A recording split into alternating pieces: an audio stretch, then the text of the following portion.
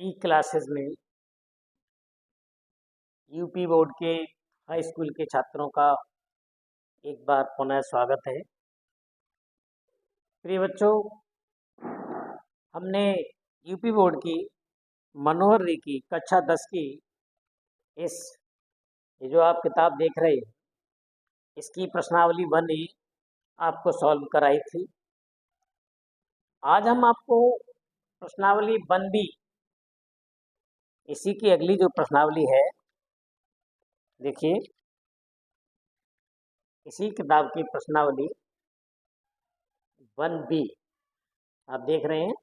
1B हम solve कराने जा रहे हैं। तो प्रश्नावली में सॉल्व कराने जा रहा हूँ, ध्यान दीजिए।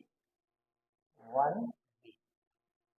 प्यारे बच्चों, हम आपसे इस प्रश्नावली को पढ़ाने से पहले एक बात जरूर कहेंगे।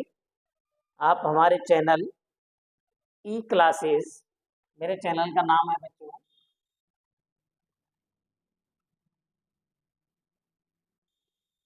ई क्लासेस SK कुशवाहा।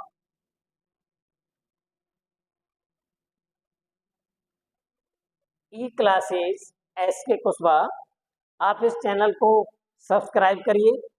अपने YouTube पर इस चैनल को सर्च करिए, आपको हमारी क्लासेस मिल जाएंगी। और अगर आपको वीडियो अच्छे आते हैं, पसंद आते हैं, तो आप इसे लाइक भी करें और हमारे साथ कक्षा 10 का गणित पढ़ें, बिल्कुल निःशुल्क। और आशा है यदि आप हमारे साथ चलते हैं तो आपको किसी कोचिंग की, ट्यूशन की आवश्यकता नहीं रहेगी। तो प्यारे बच्चों, आज मैं आपको प्रश्नावली 1B का पहला क्वेश्चन है। देखिए, मैं यहाँ लिखे दे रहा हूँ, मैं इसको मिटाता हूँ अब।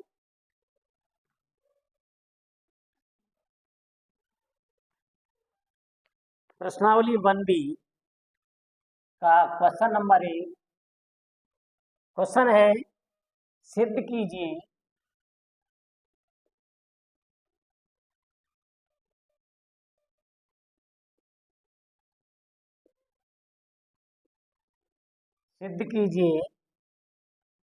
कि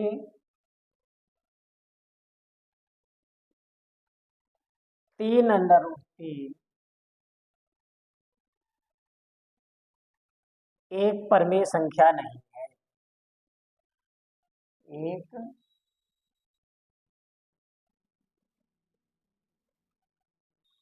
परमेय संख्या नहीं है। बच्चों, हमें ये सिद्ध करना है कि सिद्ध कीजिए कि 3√3 एक परमेय संख्या नहीं है। ये वास्तविक संख्याओं की प्रश्नावली 1B का क्वेश्चन नंबर 1 है। तो इसके देखिए हम कैसे हल करेंगे। इसका सॉल्यूशन देखिए।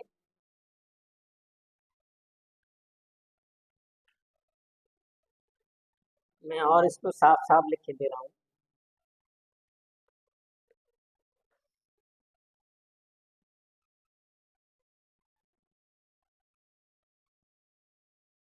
हल देखिए बच्चों, यहाँ हमें सिद्ध करना है, यहाँ हम सिद्ध करना चाहते हैं कि 3√3 एक परमेय संख्या नहीं है। बच्चों, पहले हम एक बात को समझ लेते हैं कि परमेय संख्याएं कौन सी होती हैं। पहले इस बात को समझ लीजिए। परमेय संख्याएं मैं मान के चलता हूं ऐसी सभी संख्याएं जिन्हें हम P/Q के रूप में लिख सकते हैं। जहां हम ये मान के चलते हैं, जहां P और Q पूर्णांक है। हम मानते हैं कि P और Q दोनों पूर्णांक हैं, मतलब 1 2 3 0 3 4 5 ऐसी संख्याएं हैं। ऋण 3 ऋण 5 कुछ भी हो सकते हैं। पूर्णांक तो आप जानते हैं, ये सभी पूर्णांक होते हैं। 0 1 2 3 4 ऋण 1, ऋण 2, ऋण 3 ये सभी पूर्णांक हैं।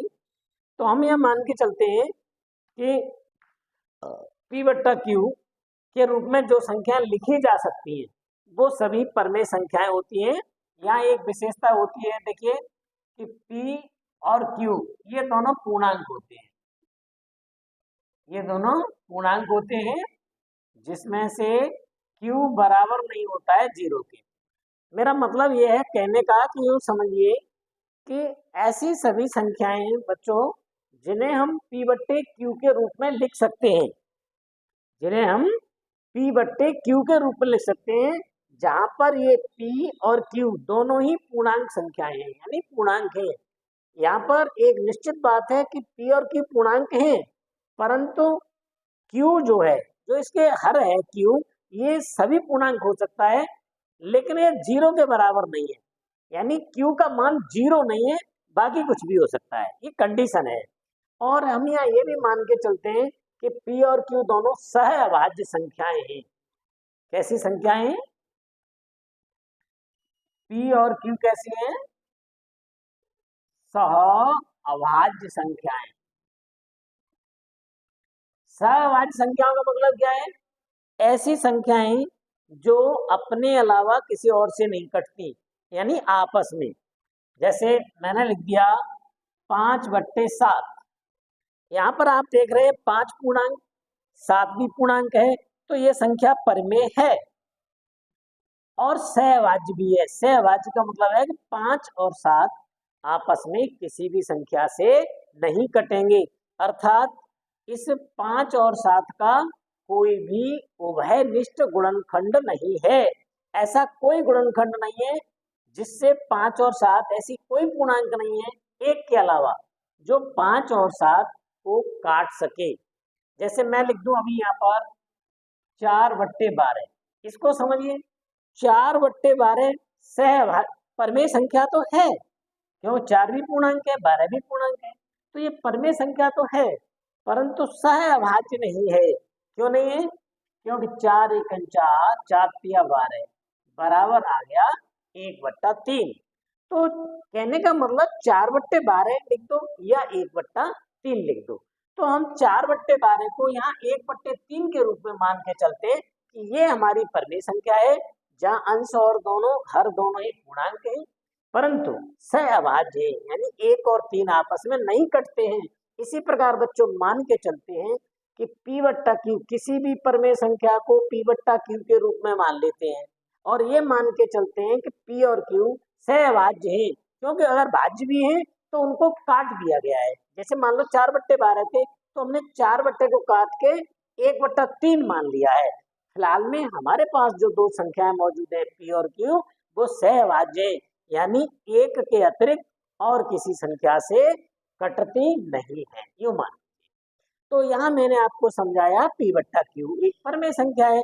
अब इसका उल्टा समझ लीजिए कि जो संख्याएं P बट्टे Q के रूप में नहीं लिखी जा सकती, जिनको हम P बट्टे Q के रूप में व्यक्त नहीं कर सकते, वो सभी संख्याएं अपरमेय होती हैं। कैसी होती हैं? अपरमेय। वे सभी संख्याएं अपरमेय संख्याएं होती हैं। जैसे मैंने लिख दिया √3, √5, √7।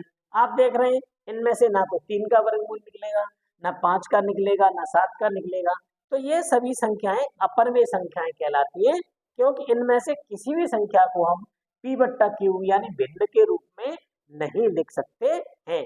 कुछ बच्चे कह रहे होंगे कि साहब हमने √3 के नीचे बट्टा 1 कर दिया तो ये तो भिन्न बन गई, लेकिन यहाँ ध्यान दीजिए ये तो पूर्णांक है, लेकिन √3 पूर्णांक नहीं है, इसलिए यह अपरमेय संख्या है, परमेय संख्या नहीं है। बच्चों इसी थोड़े से ज्ञान के साथ जब हमें ये छोटा सा प्राइमरी ज्ञान प्राप्त हो गया, तभी हम ये सवाल सिद्ध कर सकते हैं कि सिद्ध कीजिए कि 3√3 परमेय संख्या नहीं है, अर्थात 3√3 परमेय नहीं है तो कैसी है? अपरमेय संख्या है। इस बात को हमें सिद्ध करना है। अब मैं इस प्राइमरी ज्ञान को, जो फंडामेंटल चीजें थी, उसको मिटा करके अब मैं आपके इस सवाल पर आता हूं जो मुझे सॉल्व करना है। अब बच्चों हम इस सवाल को सिद्ध करने जा रहे हैं कि सिद्ध कीजिए कि 3√3 एक अपरमेय संख्या है, यानी परमेय संख्या नहीं है। अब देखिए हम उल्टे से मतलब विपरीत मान लेंगे। हम मानते हैं, माना, इसका उल्टा मानेंगे। ध्यान रखिए, हमेशा उल्टा मान लेते हैं। जैसे सिद्ध करना है कि 3√3 एक परमेय संख्या नहीं है, अर्थात परमेय संख्या नहीं है, तो हम मान लेंगे परमेय संख्या है। तो माना 3√3 एक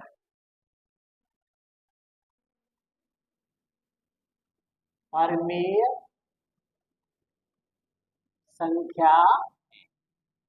हाँ बच्चों, एक खास बात है, इस बात पर ध्यान दीजिए कि जो हमें सिद्ध करना है उसका उल्टा मान लीजिए। जैसे हमें यहाँ परमेय संख्या सिद्ध करनी है, तो इसे मान लीजिए कि परमेय संख्या है। यहाँ ये कह रहा है परमेय संख्या नहीं है, तो हमने इसको मान लिया कि माना 3√3 एक परमेय संख्या है, यानी उल्टी बात मान ली। अब बच्चों, जब हमने इसको परमेय संख्या मान लिया तो क्या होना चाहिए? अतः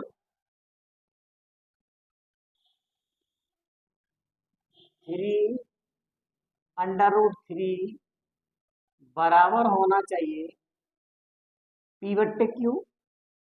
भाई मैंने कहा अभी अभी अभी बताया था कि हर परमेय संख्या को P/Q के रूप में लिख सकते हैं, जहां यहाँ कोष्ठक में बता देंगे, इनको स्पष्ट कर देंगे, जहां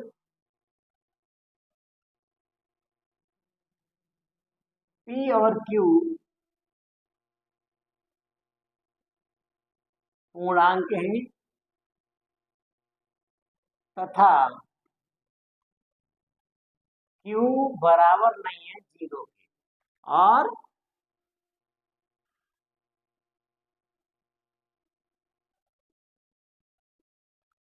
P और Q सहभाज्य।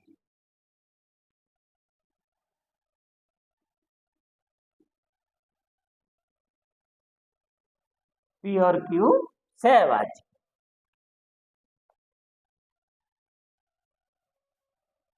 ये हमने मान लिया, ठीक है।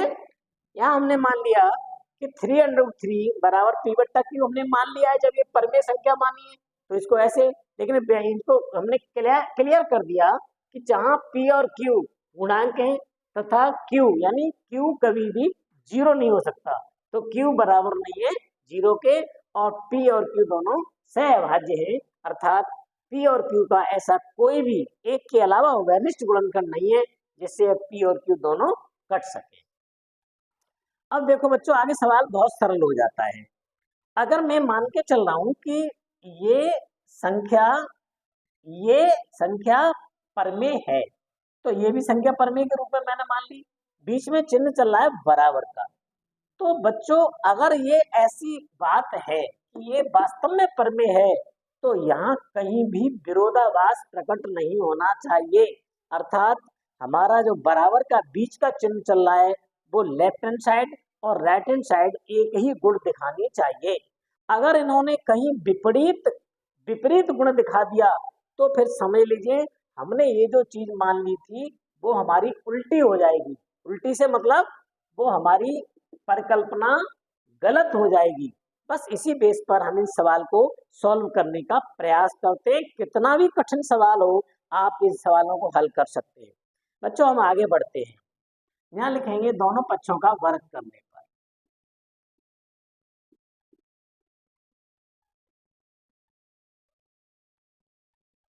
दोनों पक्षों का वर्ग करने पर वर्ग किया तो 3 का वर्ग 3 त्रिका 9, और 3√3 3 त्रिका 9, और ये कितना हो गया 9। इसको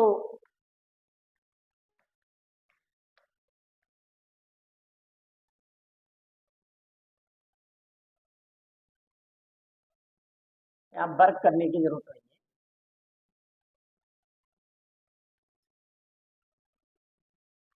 ये सवाल और आसान तरीके से हो जाएगा, वर्ग मत करिए। यहाँ 3 का पक्षांतर कर दीजिए। यानी इसको यूं लिख दीजिए, इम्प्लाइज दैट, इस 3 का पक्षांतर कर दीजिए, √3 इक्वल टू P/3Q, P/3Q। यहाँ वर्क करने की बच्चों आवश्यकता नहीं है, यहाँ बिना वर्क करे ही क्वेश्चन बहुत अच्छा आ जाएगा। तो √3 बराबर P/3Q। अब यहाँ पर देखिए, यहाँ समझ लीजिए कि P पूर्णांक है, Q पूर्णांक है, 3 पूर्णांक है। तो जब P, Q और 3 तीनों ही संख्याएं पूर्णांक हैं, तो निश्चित ही P/3Q भी पूर्णांक ही होगा। क्या होगा? पूर्णांक। तो जे भी पूर्णांक, जे भी पूर्णांक, अर्थात ये हमारी संख्या कैसी हो गई? परमेय संख्या हो गई। लेकिन ये कैसी संख्या है? √3। ये तो शुद्ध दिखाई दे रहा है, ये अपरमेय संख्या है। तो यहाँ हम देख रहे हैं कि हमारी बात गलत सिद्ध हो गई। ये पक्ष परमेय हो गया और ये अपरमेय, अर्थात ये बीच का जो बराबर का चिन्ह है वो विरोधाभास प्रकट करता है। तो इसी बात को हम लिख देंगे बच्चों यहाँ पर, यहाँ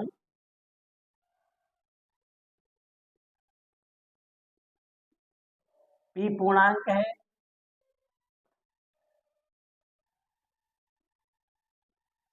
तथा 3 और Q भी पूर्णांक है।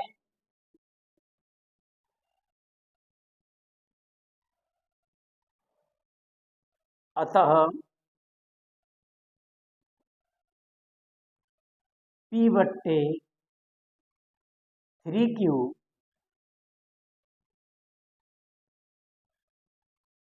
एक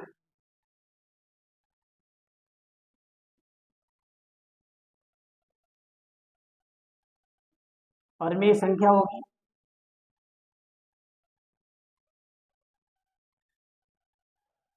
परंतु √3 एक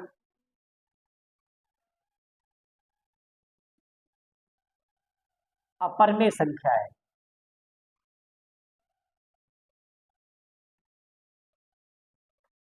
अतः भाषा में लिखनी पड़ेगी, अतः यहाँ विरोधाभास प्रकट होता है।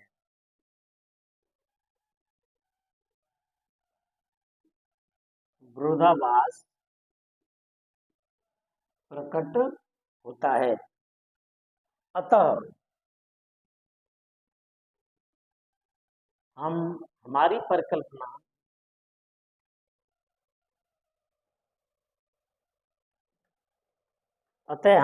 परिकल्पना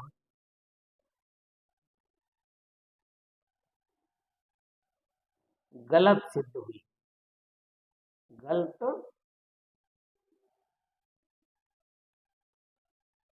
सिद्ध हुई। हमारी परिकल्पना क्या थी कि 3√3 एक परमेय संख्या है। तो वो जो हमने परिकल्पना कर रखी थी, जो हमने मान लिया था, वो हमारी बात गलत सिद्ध हो गई। इसका मतलब गलत सिद्ध हुई तो इसके उल्टा हो गया। इसका मतलब 3√3 जो हमने परमेय संख्या मान ली थी वो कैसी हो गई? परमेय संख्या नहीं है, गलत सिद्ध हुई। अतः 3√3 एक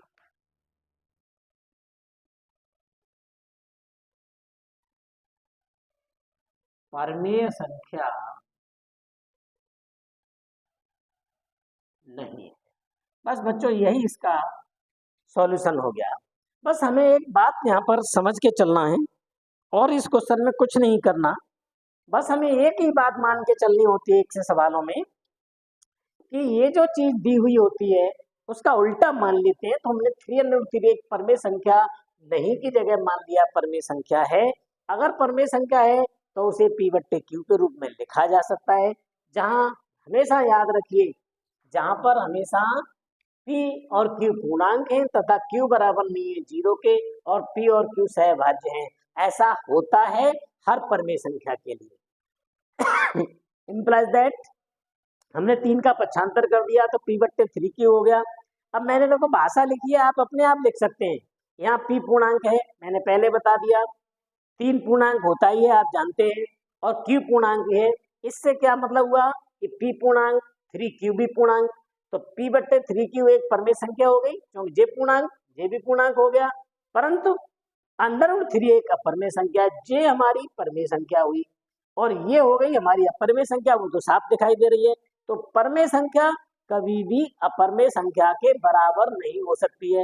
लेकिन यहाँ बीच में क्या आ रहा है, बराबर, अर्थात यहाँ विरोधाभास प्रकट हो रहा है, उल्टी बात प्रकट हो रही है।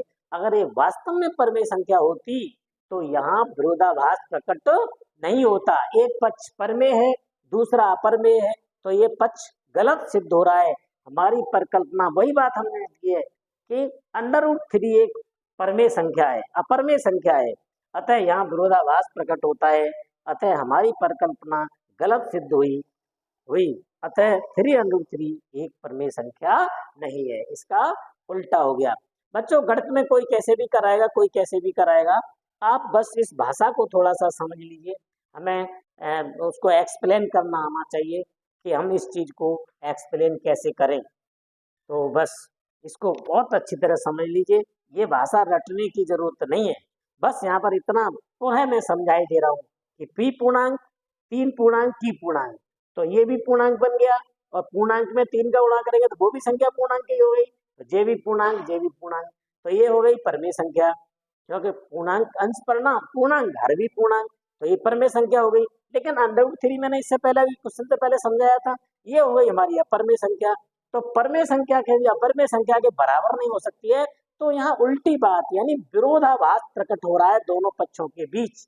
जब यहाँ विरोधाभास प्रकट क्यों हो रहा है, क्योंकि हमने ये बात गलत मान ली है, ये वाली कि ये एक परमेय संख्या है। जब गलत मान ली है कि परमेय संख्या है, तो परमेय संख्या गलत मानी तो परमेय संख्या है नहीं, तो फिर कैसी हो गई, परमेय संख्या नहीं है। वही हमने नीचे लिख दिया कि 3√3 परमेय संख्या नहीं है। बच्चों यही हमको सिद्ध करना था, और आशा है आपकी समझ में क्वेश्चन आया होगा। यदि आपको ये प्रश्न समझ में आया हो तो इसे लाइक करिए और इसे उतार लीजिए।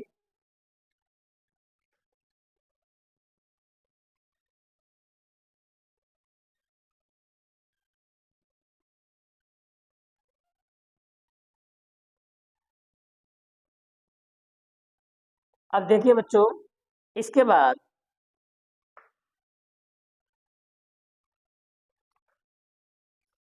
इसको मैं मिटाई देता हूँ।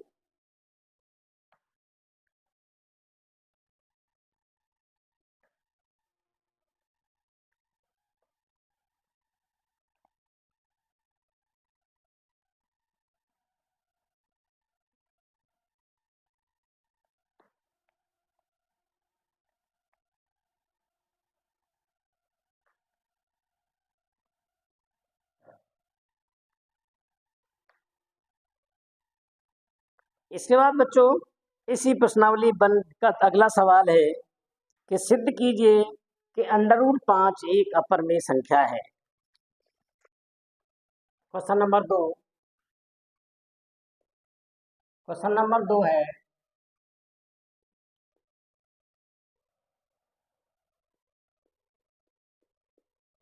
सिद्ध कीजिए कि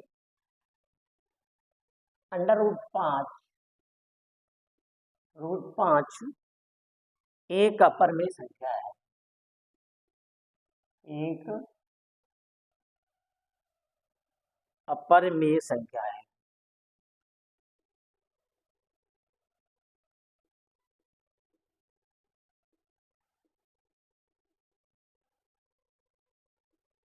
हल,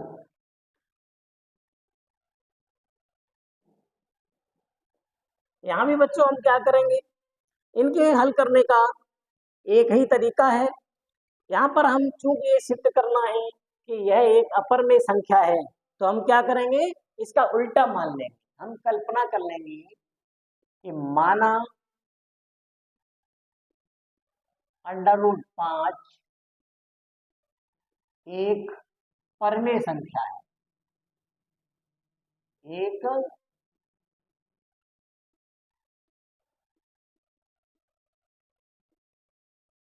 परमेय संख्या है। हमने इसका उल्टा मान लिया, अतः हम इसको क्या लिख सकते हैं बच्चों, ध्यान दीजिए।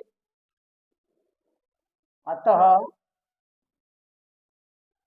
√5 इक्वल टू, फिर वही बात लिखेंगे P बट्टा Q, फिर कोष्टक में वही लिख देंगे। ये हर एक जब परमेय होती है तो ऐसा होता है, जहां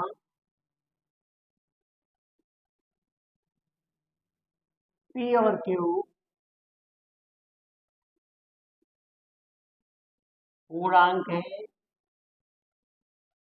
है तथा Q बराबर नहीं है 0 के, और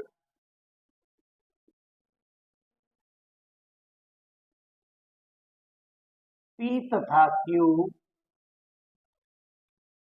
सह अभाज्य।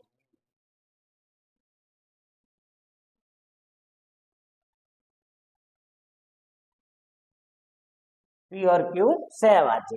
ये बात तो तुम्हें सब में लिखनी है कि ये P बट्टा Q एक परमेय संख्या है जहां P और Q दोनों पूर्णांक हैं तथा Q का मान 0 नहीं है। P 0 हो सकता है लेकिन Q का मान 0 नहीं है, और P और Q सह अभाज्य है। मैंने अभी अभी बताया था, सह अभाज्य माने P और Q ऐसे पूर्णांक हैं जो एक के अलावा किसी संख्या से विभाजित नहीं होते हैं, कटते नहीं है, अर्थात इनका कोई भी उभयनिष्ठ गुणनखंड नहीं है एक के अलावा।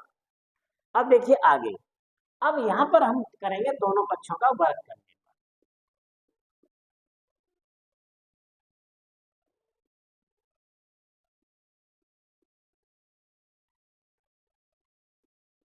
दोनों पक्षों का वर्ग करने पर, यहां हमने दोनों पक्षों का वर्ग किया तो क्या हो गया, इसका ये 5 हो गया बच्चों। √5 का वर्ग करेंगे तो 5 हो जाएगा। जैसे देखिए √5, इसका हम वर्ग कर दें तो ये कितना हो जाएगा, √5 गुणित √5, और जब √5 का √5 में गुणा करेंगे तो इसका उत्तर 5 आएगा। या यहाँ यूं भी कह सकते हैं कि वर्ग और वर्गमूल आपस में कैंसिल हो जाते हैं तो भी 5 ही आएगा। कैसे भी समझ लीजिए, √ का √ में गुणा कर दें तो √ खत्म हो जाता है अगर करणीगत संख्या एक सी है।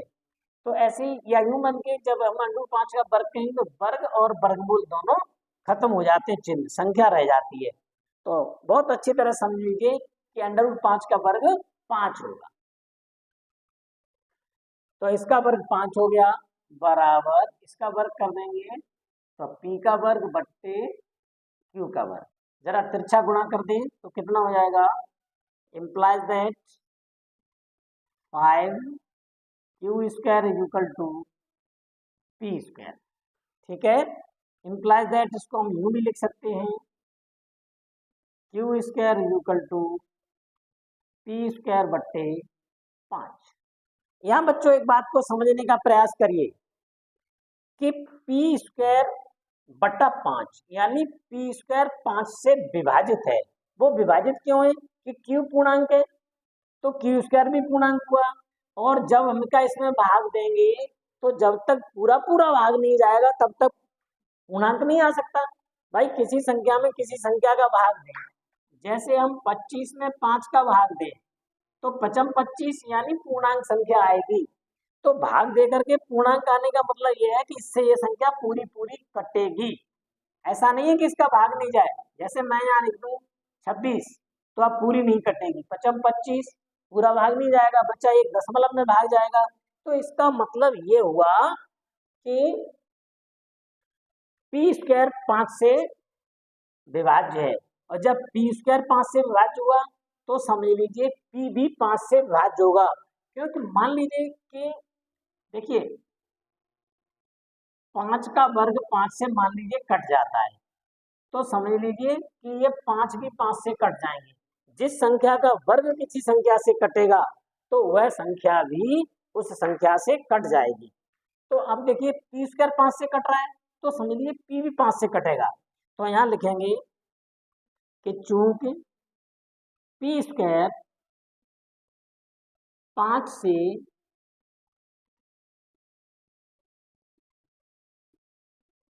विभाजित है, अतः पी भी 5 से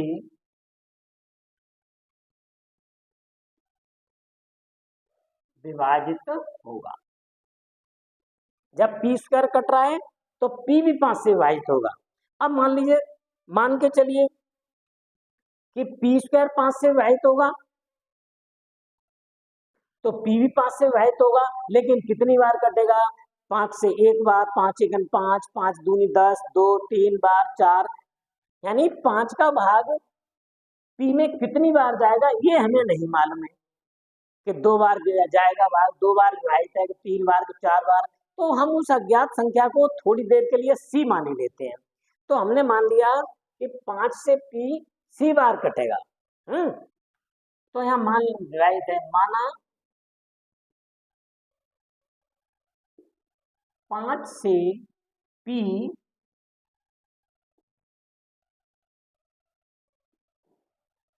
सी बार विभाजित है।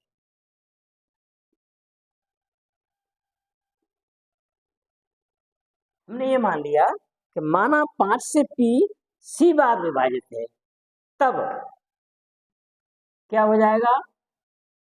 पी बराबर हो जाएगा 5C।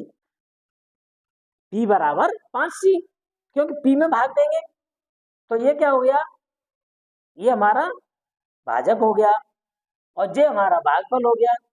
तो हम भाज्य है तो भाज्य का मान कैसे निकालेंगे? भागफल गुणित भाजक गुणित भागफल। तो इसलिए P बराबर हो गया 5C। ये तो आप जानते हो ना, यहाँ आप चक्कर में पड़ गए होंगे। चक्कर में मत पड़िए, मैं आपको बता दूं, एक सूत्र होता है एल्गोरिथम प्रमेय का। क्या होता है? भाज्य बराबर भाजक गुणित भागफल।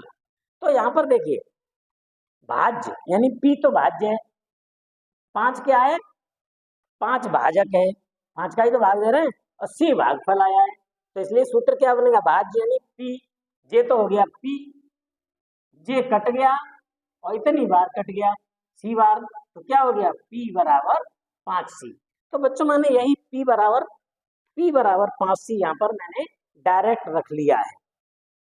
अब देखो क्या करेंगे, इसको बहुत अच्छी तरह समझ लीजिए। ये सवाल बहुत आते हैं, कभी पूछा जाएगा कि √5, कभी √3, कभी √2, कभी √7 एक परमेय संख्या है।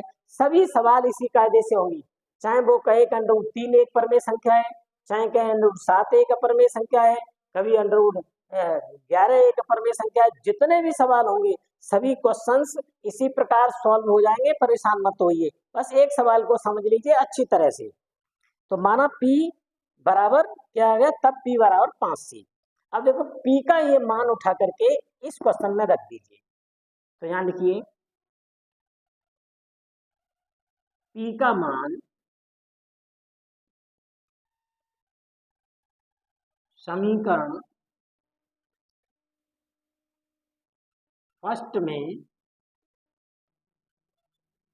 रखने पर, यानी इस समीकरण का नाम हमने थोड़ी देर के लिए फर्स्ट डाल दिया। तब ये जो P का मान है इसे इसमें रख दीजिए। क्या हो जाएगा? Q square is equal to, P का मान कितना रख दिया? 5C का वर्ग, यहाँ रख गया, बट्टे 5। तो ये क्या हो गया? देखिए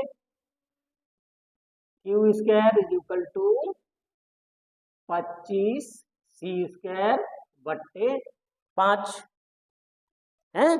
अब जे कट गया तो ये क्या हो गया? देखिए Q square is equal to 5C square, ये कट गए 5 से 5। अब मैं बच्चों यहाँ कर ही दे रहा हूं।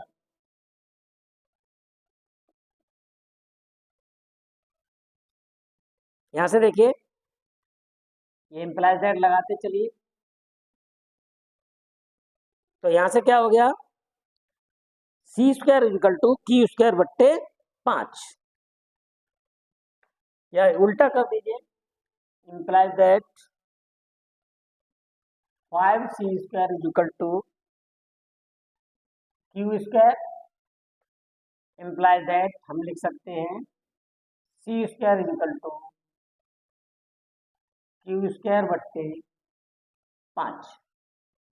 यहाँ पर देखिए आप, ये वही बात समझिए, जब q स्क्वायर 5 से कट रहा है तो q भी 5 से कटेगा, जैसा कि मैंने यहाँ पर समझाया था कि जब p स्क्वायर 5 से कट रहा है तो p भी 5 से कटेगा। तो यहाँ लिख सकते हैं, फिर वही बात लिखेंगे, क्योंकि q स्क्वायर 5 से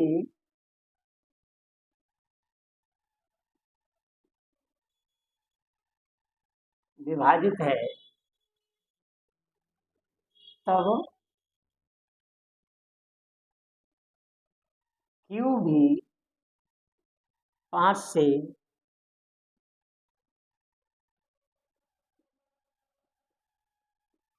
विभाजित होगा। हैं? तब देखिए, यहाँ हमने एक बात देखी बच्चों, यहाँ हमने सिद्ध किया था कि P भी 5 से विभाजित होगा, यानी यहाँ P भी 5 से विभाजित सिद्ध कर दिया, और यहाँ हमने Q भी 5 से विभाजित सिद्ध कर दिया। इसका मतलब क्या हुआ कि P और Q दोनों ही 5 से विभाजित हैं। देखो P यहाँ Q 5 से विभाजित है, ये P और यहाँ पर Q, तो यहाँ लिख सकते हैं चूंकि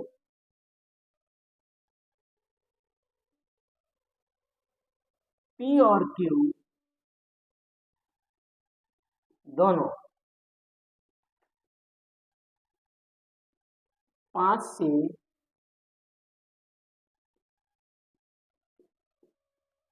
विभाजित हैं,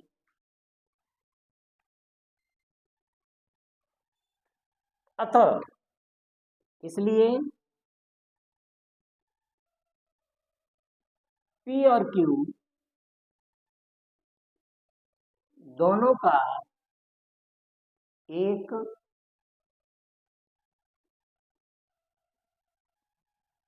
वहनिष्ठ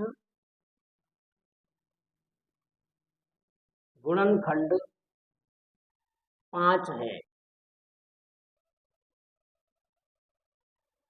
5 होगा भाई, P भी 5 से कट रहा है, Q भी 5 से कट रहा है, यानी दोनों 5 से विभाजित हैं। इसका मतलब क्या हुआ, P और Q दोनों का P और Q दोनों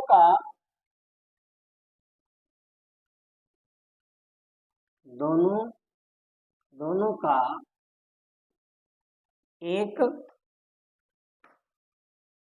दोनों का P और Q दोनों, हम बात समझ लीजिए, P और Q दोनों का एक वहनिष्ठ गुणनखंड 5 होगा, अर्थात अब हम कह सकते हैं P और Q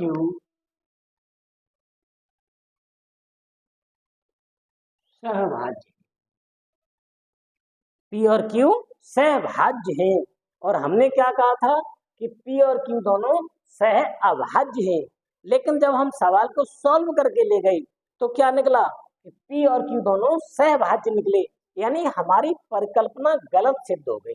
अगर ये हमने सही मान लिया होता कि √5 एक परमीय संख्या है, तो यहाँ लास्ट में भी P और Q दोनों सह अभाज्य निकलते, लेकिन कैसे निकले हैं, P और Q दोनों सहभाज्य निकले हैं। इसका मतलब हमारी परिकल्पना गलत सिद्ध हो गई। परिकल्पना थी कि √5 एक परमेय संख्या है, वो हमारी उल्टी सिद्ध हो गई, गलत सिद्ध हुई। अर्थात हम कह सकते हैं कि √5 एक परमेय संख्या नहीं है। हमारी √5 एक परमेय संख्या नहीं है, क्यों? और हमने कैसी मान ली थी, हमने कैसी मान ली थी, हमने कैसी मानी थी, परमेय संख्या। तो इसका मतलब ये सिद्ध हो गया कि ये उल्टी बात सिद्ध हुई, ये परमेय संख्या है, तो कैसी हो गई फिर उल्टी, परमेय संख्या नहीं है, अर्थात अपरमेय संख्या है। परमेय नहीं है तो कैसी हो गई, अपरमेय। इसी बात को हम यहाँ लिख देंगे, अर्थात पी और क्यू सहअभाज्य हैं। अतः या फिर वही बात लिख देंगे, हमारी परिकल्पना गलत सिद्ध हुई, गलत सिद्ध हुई, अर्थात √5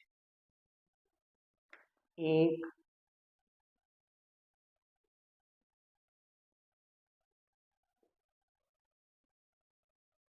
अपरिमेय संख्या है। ये बच्चों इसका सॉल्यूशन हो गया। मैं आपको एक बार पुनः समझाई दे रहा हूँ बच्चों, इस कायदा से मैंने आपको बताया कई सवाल हल होंगे।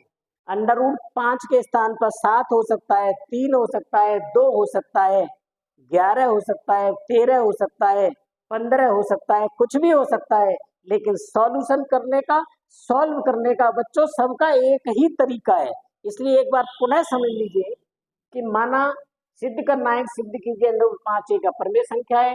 हल हम मान लेंगे कि माना √5 एक परमेय संख्या है, हमने इसका उल्टा मान लिया, अपरिमेय सिद्ध करना था परमेय मान लिया, और ये √5 बराबर P बट्टा Q के रूप में हमने यहाँ पर इसको मान लिया P बट्टा Q, जहाँ P और Q पूर्णांक है तथा Q बराबर नहीं है 0 के, P तथा Q सहअभाज्य है। सहअभाज्य यानी आपस में किसी से कटते नहीं है। हमने दोनों पक्षों का वर्ग कर दिया तो इसका ये हो गया, इसका ये हो गया, इसका पक्षांतर कर दिया, इसका गुणा करके तो ये आ गया Q² बराबर, ये बट्टा में पहुंच गया। अब हम यहाँ देखेंगे P² 5 से विभाजित है, तो जब P² 5 से तो ये P भी 5 से कट जाएगा, तो हम कह सकते हैं P भी 5 से विभाजित होगा है।